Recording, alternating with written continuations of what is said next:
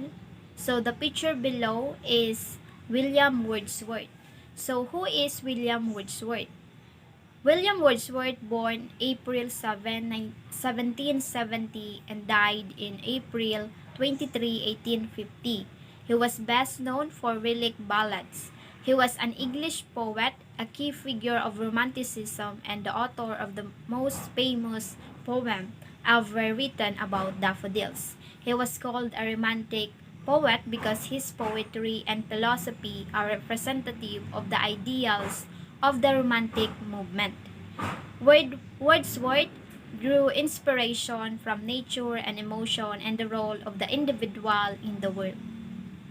So let's move on to the next picture. So, yes, that's correct. It is called daffodils. Yes, that is daffodils. So, what is daffodils? What it symbolizes? Daffodils is a plant that typically bears bright yellow flowers with a long trumpet-shaped center or corona. So what is the meaning of daffodils? The daffodils symbolize rebirth and new beginnings. It became associated with the new beginnings and the coming of spring because it is one of the first perennial to bloom after the winter frost. I wandered lonely as a cloud. Daffodils by William Wordsworth. I wandered lonely as a cloud that flows on a hair or veils in hills, when all at once I saw a crowd, a host of golden daffodils, beside the lake beneath the trees, fluttering and dancing in the breeze, continuous as the stars that shine and twinkle on the Milky Way. They stretch in a never-ending line along the margin of a bay. 10,000 saw I at a glance, tossing their heads in a sprinkly dance. The waves beside them and dance by day outdid the sparkling waves in glee. Poet could not but be gay in such a jocund company. I gazed and gazed, but little thought what well the show to me and had brought. For oft when on my couch I lie, in a vacant or in a pensive mode, they flash upon that inward eye, which is the bliss of solitude. And then my heart with a flutter fills and dances with the daffodils. So, in other words, the message of the poem of daffodils is to praise the beauty of nature, and one is to close to nature and enjoy its company and never feel depressed or lonely.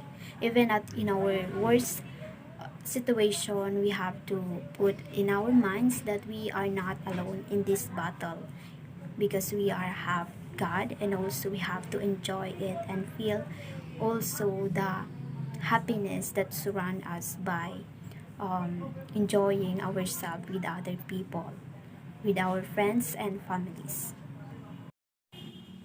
Literary devices are used to bring richness and clarity to the text. William Wordsworth has also made the poem deeper and richer by using these devices. These are simile. So simile is a device used to compare one object to another to help readers understand or to clarify the meaning of using as or like. There are two similes used in the poem. I wandered lonely as a cloud. He compared his loneliness with a single cloud, and the second is used in the opening line of the second stanza. Continuous as the stars that shine. Here Wordsworth compares the endless row of daffodils with countless stars. So the next one is personification. Is to attribute human characteristic to lifeless object. The poet has personified daffodils in the third line of the poem, such as, "When all at once I saw a crowd." The analysis of poetic devices in I Wandered Lonely as a Cloud. Poetic and literary devices are the same but are few lines used only in poetry. Here are the poetic devices that used in the poem. Stanza. A stanza is the poetic form of some lines in this poem. There are 4 stanzas with 6 lines in each stanza. Second, rhyme scheme. The poem follows the ABABCC rhyme scheme where the first line rhymes with the third and the second line rhymes with the fourth lines respectively. Third, iambic tetrameter. The poem follows iambic tetrameter, which means there are 4 feet per line, or each unstressed syllables is followed by stressed syllables, as in the first line of this poem, such as I wandered lonely as a cloud.